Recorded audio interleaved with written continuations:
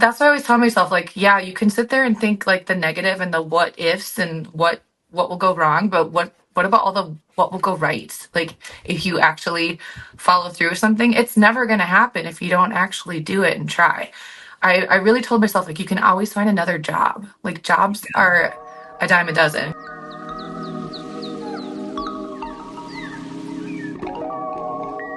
Welcome to another episode of Everyday Badassery. I'm your host, Christine Lozada. This is a podcast meant to inspire you to be just 1% more badass today than you were yesterday. What I love about today's guest is that through travel, when we are outside of our comfort zone and in a place where we can just really focus on ourselves, it helps us to realize and come to the decisions that we might need the most in life. Whether that means getting out of a relationship or getting out of a very cushy, comfortable job, but making the right choices for you. And the other thing is, there's so many places in the world that have a bad reputation that people just make assumptions about. And I love that she has chosen to make some big life decisions as a result of traveling, make travel her life and lifestyle. It's what she does for her business, taking people on trips off the beaten path to places that people would never go to because it has a bad reputation, and then finds the beauty in these places and shows it to people. Oh, so excited for today's guest. Let's bring her in. I am Laura Erikson, and I have a business called Laura Erikson Group Trips. I take people on group trips all over the world. And I actually had a chance to meet you IRL at T-Bex in Eau Yep. Claire, Wisconsin, which I am so in love with Eau Claire, Wisconsin, which actually might happen to be home to you as well. Is that right? Yeah, people always ask me because I think it's unusual for someone who travels like the way you and I do to live in a place like Wisconsin, but I love Wisconsin and I love Eau Claire. It's such a it's like a small city with kind of a big city feel, Mm-hmm. and it has so much culture and art and music and restaurants, and I don't know, I just don't have any reason to leave. Like, I could live anywhere, but you can travel anywhere. So to me it's like, why not live in a place you love? Yes, I love that. And by the way, Eau Claire also has really fantastic pickleball. In case anyone is looking for pickleball, I will link the pickleball club in the show notes below. I loved your story about why you started your group travel company, and I would love for you to take us back. Where were you, and what were you doing that initially started to give you signals that this might be something you want to do? Yeah, it's kind of a combination of things like that kind of built on each other. I was in a very unhappy marriage for 10 years, married for 5, but in a relationship for 10 years. And I had this, like, I don't know how to explain it. I had this like aha moment of just being done. And I was actually in Spain at the time. And I feel like the most significant decisions I've made in my life have happened while I've been traveling. Hmm. Like, where you just like, I quit my job. I decided to quit my job when I was traveling. I decided to get a divorce when I was traveling. Like, I don't know. I feel like you get the perspective that sometimes you don't have at home. So I left that marriage, but one of the things that stood out to me, as you know, when you're divorced, right? Mm-hmm. So Sure am. Proud. when you start your life over, because that's really what divorce is, like, you kind of turn it upside down. I was like, what's going to be different now? Like, what do I need to get back to? And one of the things that I realized was that I hadn't been traveling the way that I used to when I was younger. I Mm. lived in Spain when I was like 21, twice actually. I was very adventurous. Like, I made bold moves. Like, I did all kinds of crazy shit. And then I was in this relationship and we did Mexico every year. We did like the same old beach vacation. We just did the kind of the easy, comfortable travel thing that most people do, especially when you live in the Midwest and it's cold as hell. And so when I got divorced, I was like, I need to prioritize travel, but I want to travel differently. I don't need to be Mm. in Mexico again. I've been there like 15 times. And so I literally banned myself from Mexico. I was like, you're not going to Mexico anymore. If anyone asks you, like, unless it's some really important reason or it's free, like, we're not going. Um, and so I wanted to go to places like Turkey and Colombia and all of these like kind of far away, like very extreme places to some people, and I got a lot of crap for it. A lot of people were like, why would you want to go to Turkey? Like, it seems like a war zone. Why do you want to go to Colombia? You're going to get kidnapped by the cartel. I had all these like voices, telling me that it wasn't Wait, safe for. unpack that for me a little bit. How did that make you feel to be hearing that from everybody? And was it people like in general who like acquaintances and stuff, or was it people you cared about who were saying that? It was all of the above. It was just a general consensus of like, that's not safe. Why would you want to do that? Like, why? It was kind of just like the general. And it wasn't just not just like my friends and family. It certainly was my friends and family too. And I know it comes from a place of concern. And Mm-hmm. this is something I deal with people on my group trips all the time too. It's like my family's worried about me going to Mexico City with you. They worry I'm going to get kidnapped. They worry whatever. That's just like the misconception we have about certain places in the world, and I understand why. But so I started to go on these trips, but I didn't have anybody to go with. It was really frustrating being, I was 34. I was single. I didn't have kids. I didn't have a family. All my friends were either married or in relationships, or they didn't have the money, or they didn't have the vacation time. All the excuses that people give you when you want to go somewhere. And I didn't want to like let that stop me from traveling. But I had done a solo trip on my own to Australia. And although I loved it and I'm really grateful I did it, I wouldn't say that's like how I prefer to travel. Mm. And so I wanted to have travel buddies. I wanted to have people to go with. And so I planned this trip to Colombia, and I didn't have anybody to go with. So I found somebody on a Facebook group, and she said she would go with me as long as I planned out the trip. And I was like, well, I can Oh, do that part. Like, that part's easy for me. That's the part I love. So we planned this trip to Colombia, met at the airport for the first time. And I really focused on having this really like authentic, culturally immersive trip where we, you know, interacted with locals and got to do all wait, these hold really unique. on. Take me to that moment at the airport. What was it like? Like, had you been like chatting on Facebook or Yeah, like learning things about each other? Or was it kind of like like, who are you? Because I've had this moment also yeah. in which someone had invited me on a trip to now my most favorite place in the world. And he's someone who had found my drone videos online, invited me to go on a multi-week scuba diving trip. I talked to him like once on Zoom, and we met at the layover to the eventual destination. And it was just kind of like, hey, like, nice to meet you. I don't know anything about you except that you also love the ocean. But it ended up like we clicked immediately, which Yeah. your energy will draw other people who are like your energy, in my opinion. And so, what was it like at the airport for you? Yeah, we had talked quite a bit. The funny thing about it is we actually met in a breakup group. Embarrassing, right? That is We not embarrassing.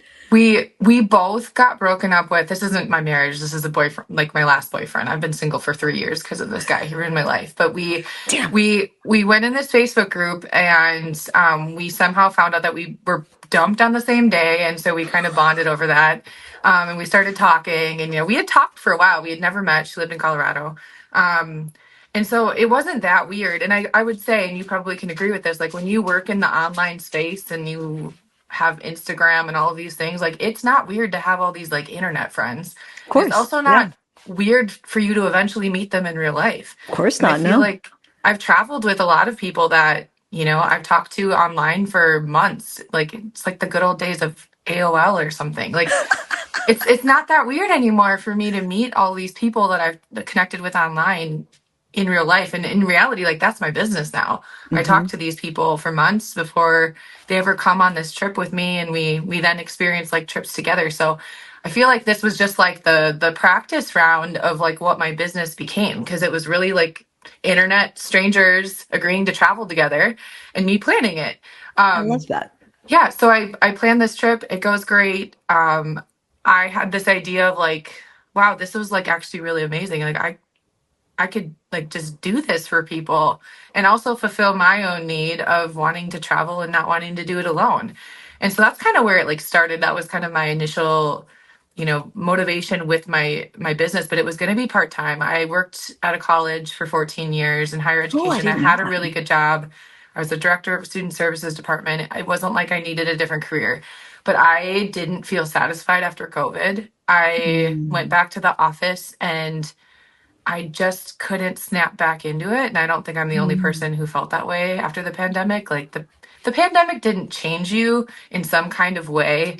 It's like I don't know what you were doing because it you know what I mean? That experience was different for everybody, but it had to have done something to you. For me, it made me realize how important travel was in my life because I couldn't do Mm. it for so long. And I literally Mm. felt like dead inside when I couldn't travel, when I didn't have a trip to plan, like when everything was canceled and you just felt stuck at home.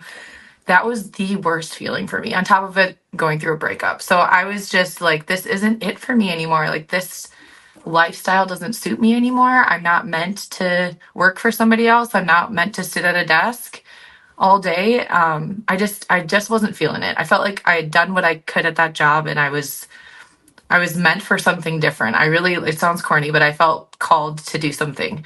And so, and that is not like me to quit my job with really no, I wouldn't say plan, but I mean, I didn't have it all figured out when I quit my job. I had one trip planned to Mexico City exactly 2 years ago for Day of the Dead. I had four women on it.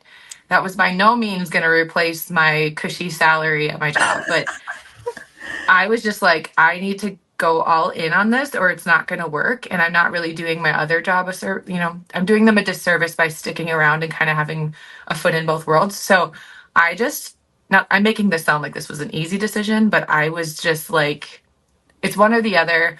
I'm 38 years old. I'm single. I don't have kids. I don't have anybody holding me back from doing this like a lot of people do. Like, now or never. And so I just Why not? did it. Right? Like, and again, I'm making it sound easy. I remember the day I submitted my resignation, I sat with my finger like hovering over the keyboard with that email of resignation because I could not like pull the trigger on it. How did you feel And once you sent it? probably wanted to vomit. I think I like went home and drank a bottle of wine.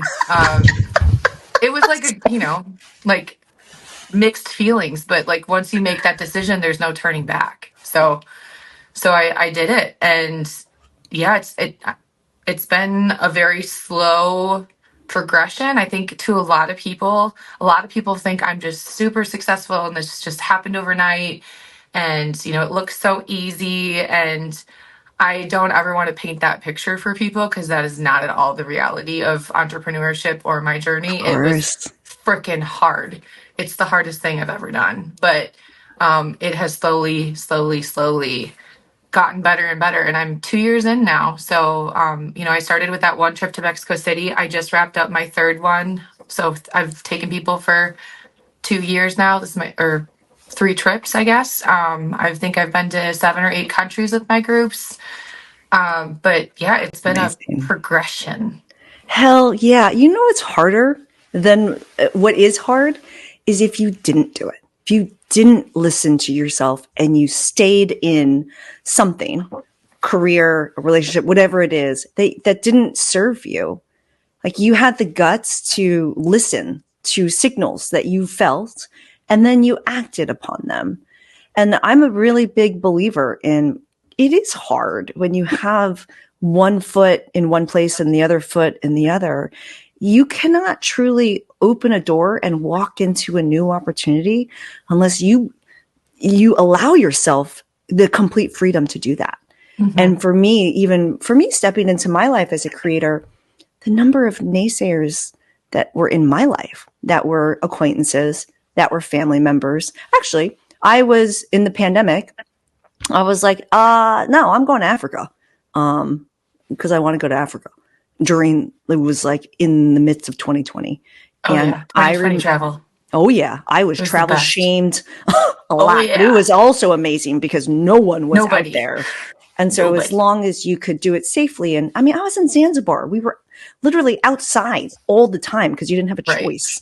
And Right. I got a phone call from my dad as I was taking off and I was listening to the voicemail and it was just like, I just want you to know that I'm not okay with what you're doing. I don't support your travel. Like I don't think this is the right choice, blah, blah, blah. And for me, I thought two things. One, even the people who care the most about you only know what's best for them. And then they are putting that on you. That is the Yep. best that they know. And it's it's not like he's trying to cut me down or anything like that. It's just, that's what he truly thought was best for me. Yeah. And so there's no way I could listen to that at all. And the second thing is, yeah, I don't need your support. Like, I don't need anyone's support. Like, see you later. This is my choice, and this is for me. And it was that trip and those trips that I took during the pandemic, because that's when I started becoming a travel creator, that launched my quote unquote career on YouTube. That everyone back then was like, no, you should not leave your corporate career with Walmart and Amazon. You make amazing money living in San Francisco, New York, blah, blah, blah. And it's just like, yeah, or I could go live a life of adventure, which I'm on a swing going into a cenote, screaming like Tarzan, like, or in a mermaid outfit, taking underwater photos because it's hilarious, or living in the Bahamas, flying a drone because it's beautiful. Like, and everyone now acts right like, oh, you were an overnight success, and it's like, nah, man, there's a lot of freaking hard work in there. Like, and people don't see everything. I try very authentically to show up and show the hard work that's behind everything. But I mean, we can only consume so much content at once. So I just want to pause to applaud you for like listening to the things and doing the damn thing, because it's not easy, and nor will it ever become easy. If it's truly something you are passionate about and really care about, you should be invested enough that it should never feel easy, because you're probably always trying to improve it or make it better or fill in the blank with whatever it is. Yeah, absolutely. But I'd love to bring it back to something that you had mentioned in there, which was some of the big decisions that you had made in life. Like, you kind of decided or came to that decision while you were traveling, whether leaving a previous job or your divorce. And I'm curious, like, in both of those situations or others, whatever one, is it something where like you knew while you were traveling and you came back and you acted on it immediately? Or is it something where it started to plant the seed and then you like it took time for you to like process and then act on that? I'm curious which side of the coin you were on. I would say in both of those situations, it was, it was like lingering thoughts I had before. Obviously, I was traveling. I didn't just like all of a sudden one day wake up and go, I'm unhappy, I'm going to get a divorce. But I would say in both of those situations, within like 2 weeks of getting home, in both situations, I left my husband and I quit my job. So it was something that was brewing at the surface that like was kind of staring me right in the face. And I just think when you travel and you get yourself out of your day-to-day environment, you get yourself away from the people who maybe influence your decisions or you seek advice from that you don't really need. Because let's be honest, usually we're seeking advice when we already know the answers. Something I'm always learning not to do. But you get yourself like away from all of that. And I feel like that's when travel, like I always say you're your truest self when you're traveling.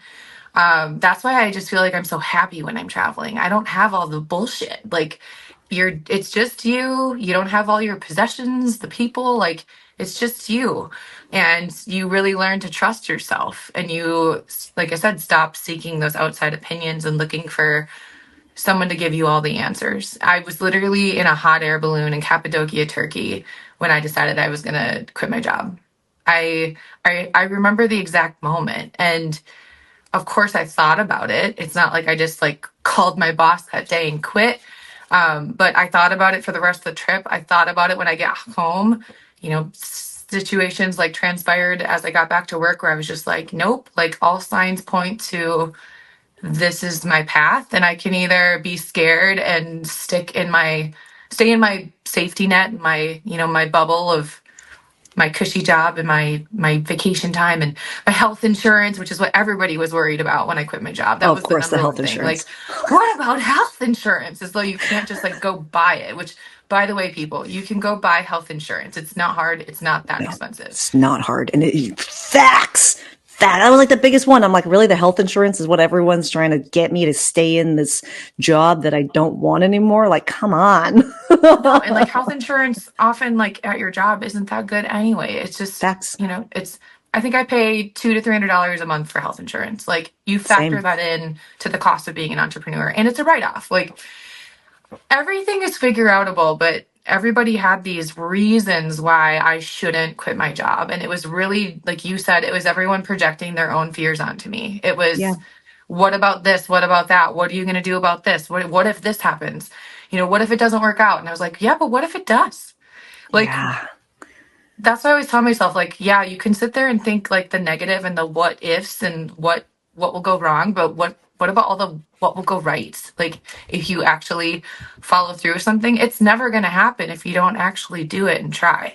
I really told myself, like, you can always find another job. Like, jobs are a dime a dozen. Granted, I wouldn't have had the same job, and I did love where I worked, so I don't want to discount that, but I could find another job. I was employable. So it's like, worst case, I try this, I fail miserably, I'm super embarrassed, and then I go find a job. Yeah. That's the worst case. Like, I'm not going to die. Exactly. Exactly. The worst case scenario, no, is sticking in and never trying it in the first place. Yeah, and Like regretting it for the rest of your life. that. I don't want to live with regrets. And if there's something in your, so I think what's fascinating about your story is, you're talking about how like you knew these were the right decisions, and you kind of had that feeling, but it was being outside of your normal environment, right? That's the beauty of travel. You were completely outside of your normal environment, not just, from the standpoint of like, I'm not at home, but also like you're no longer in a place that judges you the Mhm. same way that home might be judging you, or has the same standards around how you need to look or act, or all the things that you normally have at home. And these are the moments that we can really step into ourselves and ask what we need in our lives. And so it took you that time, right? But once you got there, the decision happens in a moment, right? And now it's just time to act on it. Right. Um, I think that's so powerful. I mean, even for me, like in the times where I've made big jumps in life, there's always been like that kind of feeling that you had, but it took being outside of your normal environment to be like, oh yeah, like it's time to, and then fill in the blank with whatever that thing might be. And what's interesting for me about my divorce, it wasn't being out and traveling that made me realize I needed to get a divorce. It was being prevented from traveling that made me want to get a divorce. I used to adventure around the world with my ex-husband, and then there came a time in which he didn't want to travel anymore. But it wasn't just he didn't want to travel, he didn't want me to travel anymore, and was like really discouraging me from taking trips, or asking me like not to leave for so long when I would take trips. And I'm just like, no, like it's such a part of who I am to go adventure and explore. I'm like, look, just go find the things. And I'm like, I refuse to have the one of, if not the most important person in my life be holding me back from something that is so truly me and is such a big value in my life. I was like, no way. Wow. Okay. So fast forward. Now you are in it, taking people. Oh, actually, hold on. So one of the things that I love is that you aren't, like you said, taking the normal like Mexico beach vacation, etc. Like, give me a smattering or a sample of some of the places that you've gone and some of the more unique experiences that you've had. Oh gosh, yeah. So my trips really focus on off the beaten path destinations. I focus on misrepresented countries for the most part. Mm. And what that means is places that I feel have a bad reputation that aren't necessarily true. And what I've realized by going to these places myself is that these are some of the most beautiful places in the world. They are some of the places I love the most. They have the kindest people, and they need tourism just like all the other places in the world, but they're sometimes not getting it. And that can happen like in a country as a whole, or it can happen in places in a certain country where, like cities where, for example, I always pick on Paris. There's all kinds of places in France, but everybody wants to go to Paris. There's all kinds of places in England, but everybody wants to go to London. And but I focused on countries like Colombia, Turkey, Morocco, Cuba, like places that kind of make people go, ooh, like, ooh, are you sure that's safe? And what I tell people about that, before I answer your question, is safety is a relative term. Like, Oh yeah.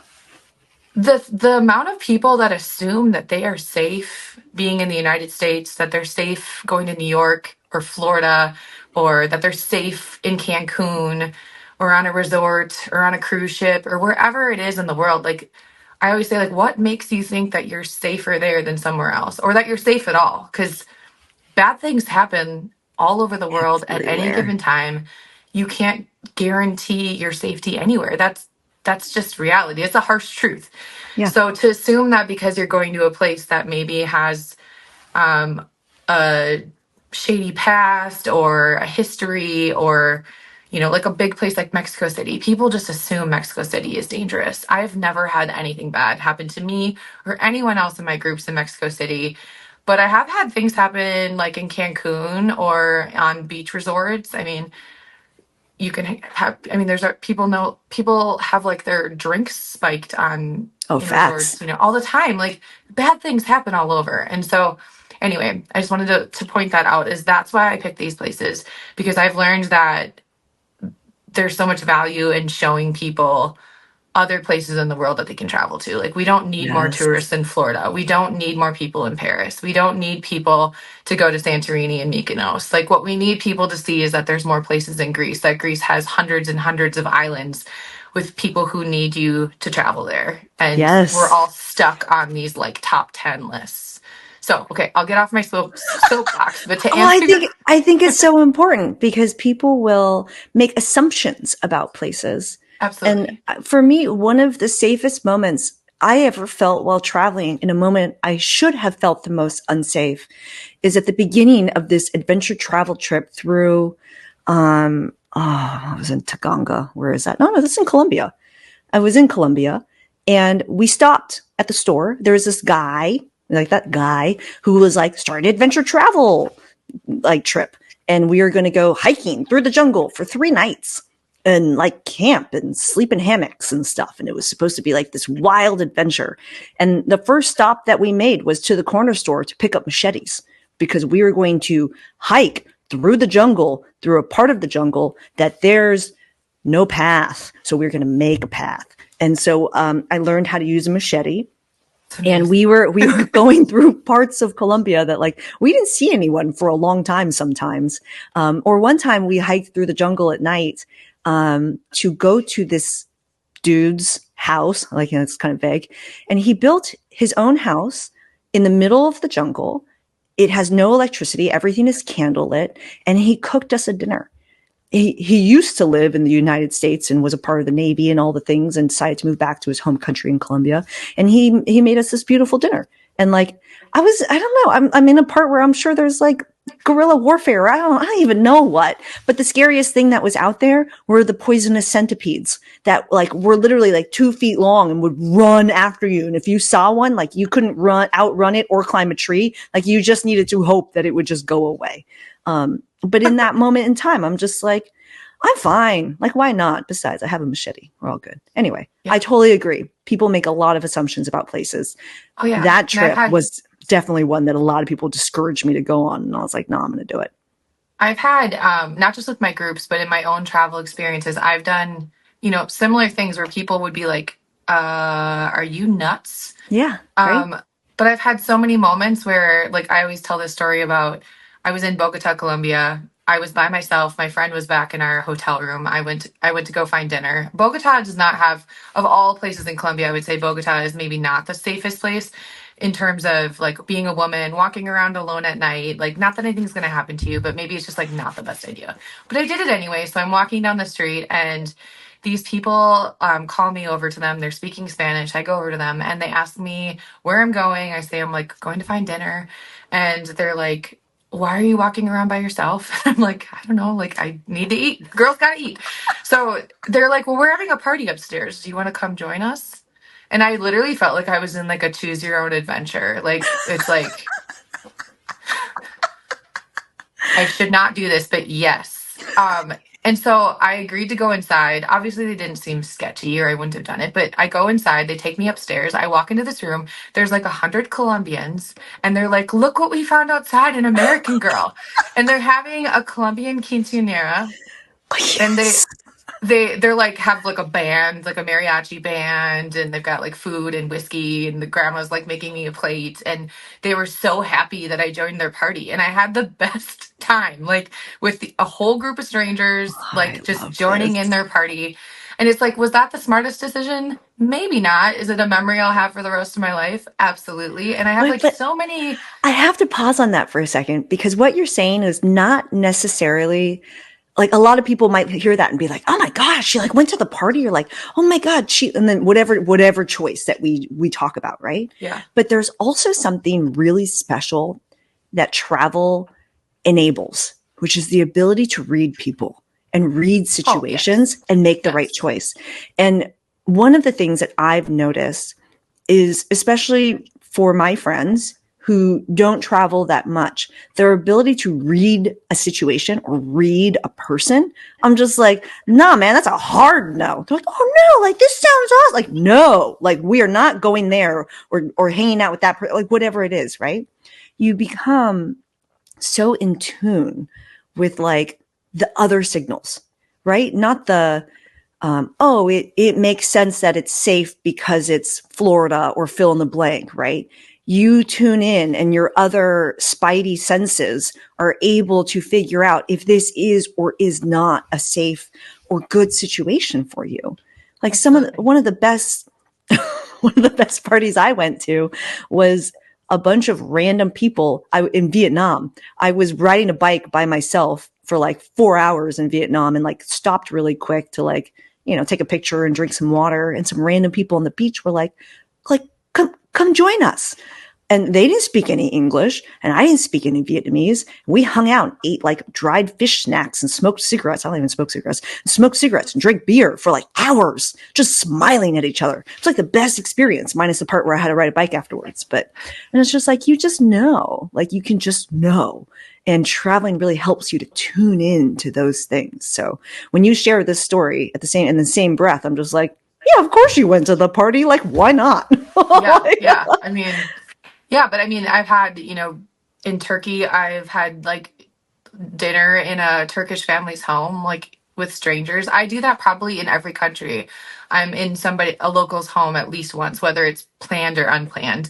In Medellin, Colombia, like this cute little couple invited me in to see their house and show me around. Like a lot of people would be like, "What are you thinking?" But like, and I understand how it sounds to an outsider, but again, like you said, like when you're there and you're reading the situation, you can tell whether a person is sketchy or not, or whether a Yeah. situation is dangerous or not. And most of the time, people are like kind-hearted and have really good intentions. Of course, there's bad people out there, but there's also so many good people who are like just wanting to share their culture and to have an experience. And so I think Mm-hmm. I agree. You get better at reading those situations the more you travel and the more you trust yourself. And I would say my intuition has always been strong, but it is strong as hell now. Like Yeah. I can read people so easily now. Yeah. I remember a time in which I was riding a scooter around, I'm just going to say a foreign country. And there was a moment in which the police were trying to pull me over, because like there was something that was like ahead and they wanted to like talk to everyone that was passing through. And immediately, like, I don't, and this goes back to the spidey senses, right? I don't really have an explanation as to why, but I'm like, I know if I stop right now and actually get off this bike and talk to them, something bad's going to happen.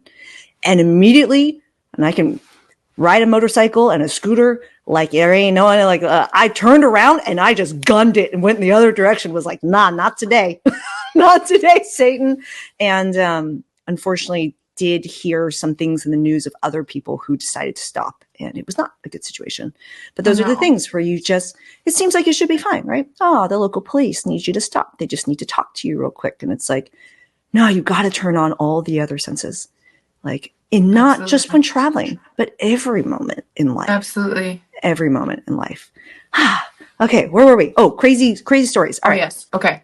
So Places some you've of the traveled that are amazing. Okay, so the places that people normally bad talk or have bad misperceptions about, you are actively going to those places and taking people there to show the beauty. yep. Yeah, yeah. And so it's places like Colombia, Turkey, Morocco, Cuba, Mexico City. I just added Greece. People are always like, Greece, well, that doesn't really fit the mold. Well, my thing with Greece was everybody begged me to do a group trip to Greece. And I was kind of like, that doesn't really like fit, what I do. I'm sure it's lovely, but you don't need me to take you to Greece. Well, so my compromise with that was that there's, again, like I said, so many other places in Greece beyond the two places that everybody goes. And so I said, we're doing a Greece group trip, but we're doing it off the beaten path. We're going to mainland Greece. We're going to islands you've never heard of. And if Cool. that's okay with you, then come along. But we're not going to Mykonos and we're not going to Santorini.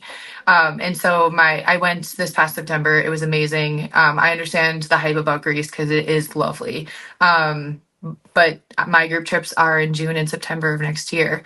Um, but as far as like what we do on these trips, I mean, we're riding camels through the Sahara Desert at sunset. We're riding ATVs over the sand dunes, sleeping under the stars, glamping, paragliding in Medellin, Colombia. We're having a pig roast with locals in Cuba and giving back to the community. Cool. Mexico City, we're celebrating Dia de los Muertos in a cemetery with the locals. So many experiences like that. My trips are just like kind of one thing after another. And I feel like what I hear consistently is like there's never really a best day because every day is the best Mm, day.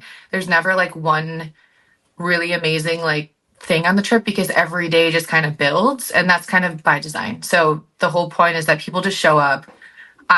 I bring them to all the best places that aren't the typical touristy destinations where they get to interact with locals and have these really impactful experiences, and have to really just sit back and enjoy because that's what travel is supposed to be about. But a lot of times with travel, when you have to plan it yourself, it's stressful. A mhm. lot of people don't have the time or desire to dig deep to find those types of experiences, or they just don't have the It's connections. Because sometimes it's like you need to know people to be allowed into their homes to make a meal with them or whatever it is. absolutely, especially for the off the beaten places, off the beaten path. That's really hard to plan trips like that. I'm so curious.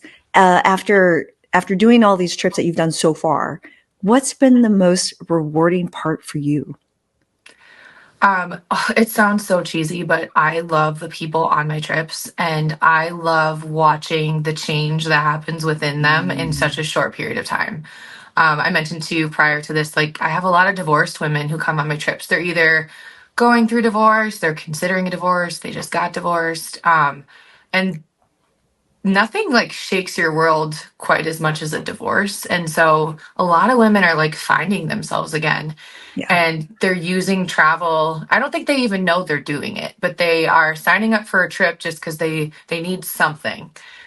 And I watch people gain confidence. I watch people open up.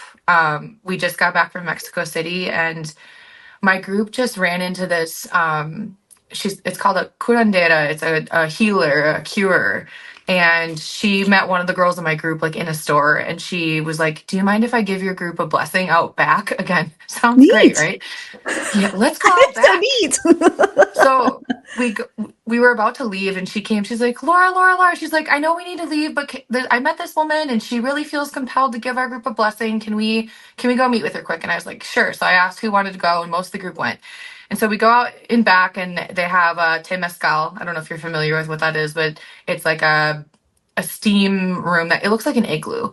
Oh, yes. Anyway, I do know what you're talking about. they Hmm. do them in Mexico.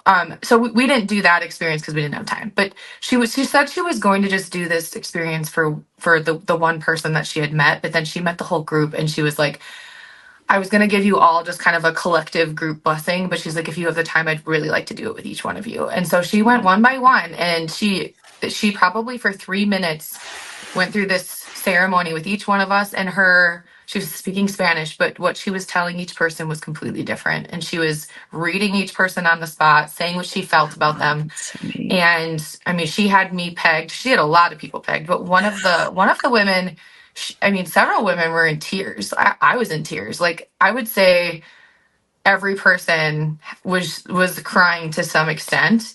And this was just like a quick, like on a whim, like let's just pop over and get this blessing. Um, And every single one of us was like crying by the end of it. Some of us were sobbing. I mean, some of us were ugly crying. I mean, she got people like to open up in ways that, you don't often see. You could tell it was people that needed it. And Mm. that's the shit I love, because you can't plan that. No. Um, and you can't expect it to happen, but when it does, it's like that changes things for people. Like they were so much more open and bonded after that experience. Like my group was so closely knit because we had that like shared experience together, and everybody was vulnerable together and like crying in front of each other. And um, that's the stuff I love. Like you can't plan for it, but when it happens, it's magic. That's so powerful. And right? Like, when is that going to happen when you're at home? You know what I mean? Like, maybe you could have that experience while you're on the way to pick up your Starbucks in the drive through or something. Like, no, like it just doesn't work that way. Like, Not often. I love that story. Oh, that makes me so happy. Actually, I don't know if you know, I asked this question on my podcast, but answered in any way that you see fit. Are you a badass? Why or why not? Oh, I wasn't expecting that. This is where I'm supposed to say I've listened to all your podcast episodes and so No, you're too busy traveling the world and planning on. travel. I did not plan for that. I mean, I guess I'm gonna say yes, otherwise I wouldn't be here, right? And tell me Um, why. I think it takes being a badass to make difficult choices in Mm. life, and sometimes not popular choices, and choices that other people don't agree with, or don't think are right for you. To again, to be able to put all the other noise aside and do what's right for you and not really take anyone else into consideration. Like that's not selfish. That's badass in my opinion, because you're the only one who has to live with your decisions. You're the only one who has to live your life.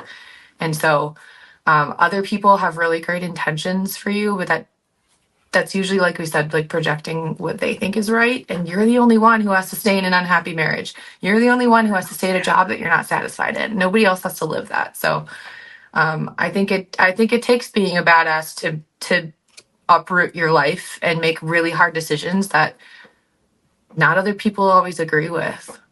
Hell yes. Oh, I love this story. Okay, remind us, where can people find you at? My website is lauraerikson.com. I always tell people there's no K in Erikson, because that will take you to some Audubon bird photographer named Laura Erikson. It's not me. I do love birds, but that's not me. Um, Otherwise, Instagram, my handle is lolawhiskey. Facebook, I think it's the Laura Erikson. So it shouldn't be too hard to find me as long as you don't put a K in Love. my name. And all of that info will be linked in the show notes for you. Find this woman and check out some of the trips that she has planned. I will be, to be honest. Thank you so much for doing this with me. Yeah, thank you so much for having me. Such a rad story, right? She travels and brings people to unique places around the world. Connect with Laura, connect with me. If you felt something in today's podcast, please tell us and leave a positive review. It really does help to distribute this to more people. One of the things that, to be totally honest, I asked Laura after the recording, because I was like, I wonder if there's a time in which like we thought we read a situation really well or a person really well, and we were wrong. And like I was trying to think back through like my archives of like when it didn't go right. And if she's had a bad situation in some of the bad or less safe or presumably less safe places in the world. And aside from stupid dating stories, she and I both couldn't think of an example. And I think that's one thing that travel really teaches you, is really tuning in, listening to yourself, and being able to experience the world in a different way that we are sometimes numb to when we're at home all the time and just going through the motions of our daily routine. The ability to turn on those spidey senses and really read a person in the situation is something that I didn't learn until I traveled a lot. Anyway, clearly that doesn't translate over to dating stories. Please connect with us. Thank you for spending time with me today, and go forth. Be badass. We'll see ya in the next adventure. Ciao.